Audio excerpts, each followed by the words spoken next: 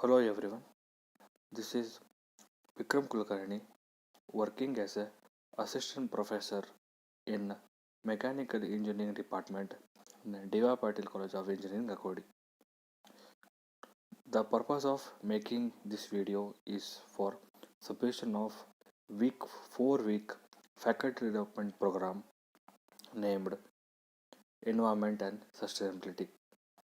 Today my topic is greenhouse gas emission from agriculture, and the process or the method is used for mitigation options, and the tool for the calculating the carbon credit is the CFA tool. These are the previous details or previous week details that I am showing here. What we are going to learn after seeing this video,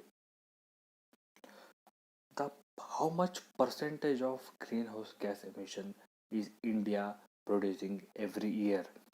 Since the second point, in that how much percentage again from the agriculture and from the livestock or the from the animals, and what are the method which are used here to minimize that emission. So we will straight go to the topic here. And before that topic, see, ISO family is for the standards, and one of the standard is ISO for the 14001. ISO 14001 and 2015 is for the environment management systems. As it says, it is applicable to any organization regardless of size, type, and nature, and applies to the environmental aspects of its activities. And the right side of the screen, it shows the symbol of ISO, and the left side it's the framework of the environment management system, EMS. It says context of the organization, leadership, planning, support, operation, performance evaluation, improvement, and context of the organization. So this is all about ISO 14001. So the topic is now we'll discuss here. As we search or browse some of the topics is about greenhouse gas emission. So India is the top third rank of the countries where the greenhouse gas produced. So India is in the top third rank. What will be the first two? The first will be the USA and the China. So India is held the third position. What will be the sources for the greenhouse gases? Mainly the coal plant or thermal power plants, and the agriculture and the livestock, as we are discussing the topic here. So here we discuss about the Paris Agreement. What is exactly the Paris Agreement? Paris Agreement is of the deal with the nations under the United Nations (UN). So how many countries are there? 195 countries are there regarding the greenhouse gases or the climate change. This is the agreement. So India is one of the countries. It pledged to reduce the 33 to 35% of the emission by 2030. So as we talk about the emission, in the total emission, the agriculture holds 18% of the emission. So how can you say the agriculture produces the emission? It is when, for example, we are showing here. C is the agriculture point. So we will get back to the topic. Before that, see, this is the image where I have taken from the carbonbrief.org. In that, every country's or no, most of the countries data is available. So this is the motion picture actually. If you go visit the website, you will come to know in detail about this. So in that, as I told you, the Paris Agreement and 33 to 35% carbon reduce will be there as India pledged to reduce. And here says in 2015, 2.7 tons of carbon per capita India is producing. So India has the plan to reduce the carbon dioxide and the greenhouse gas emission. Now, as we talk about the agriculture, so total 481 megatons of carbon dioxide are produced from the livestock and the agriculture. In that, 43% share is of the agriculture and the remaining is of the livestock or the animals.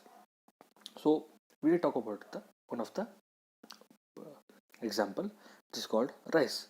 See, rice require a lot of water and it creates like a pond in that rice crops is yield.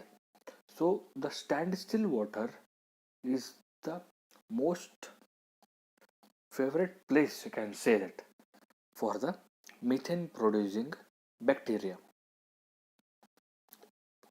and that bacteria will produce the methane. And obviously you people know methane is the one of the main greenhouse gas, and it is one of the main reason for the ozone depletion. So we are talking about the greenhouse gas, and we are talking about the example that is rice, and rice is the one of the example to produce the methane producing bacteria in related to the methane production. So these two graph or these two images shows the what we method we are adopting. This left side is the before that method, and that left side is the after the method. So the amount of emission is reduced after the method that is called mitigation option method applied. See, we are talking about only few points here as the time is restricted. So I'm going to give the references, what the details I have taken from that. So you can go in detail about that in that references. So this method is applicable for the crops and livestock. This is the bottom up approach or the bottom analysis to find the emission hotspots and along with the cost associated with it. The crop removal options identified included that increase crop yields, promote soil garbage, storage. One of the practice for fertilizer, water and other resources, reducing emissions associated with the production inputs. And the methods are slow fertilizer forms, nitrification inhibitors, applying fertilizer at the right time and the right place. So this is the outline, the summary of the migration of the mitigation option. And see, in that mitigation option, we not only talk about the emission, but talk about the cost. So in that, based again, as it says, it is a before and the after. See, what are the options? Here we are using a sprinkler or a micro sprinkler, and the effective use of the water, and as I do, slow release of fertilizers. So this will be there to get the option. And the contents I have searched, this is the references where I have got the most of the things.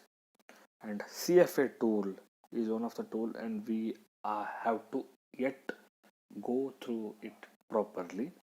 So this is the one, and I have searched it for, and this is for, and as its website says, it is free for the farmers. Please search for in the website so that you can go, you can get the complete details. Thank you.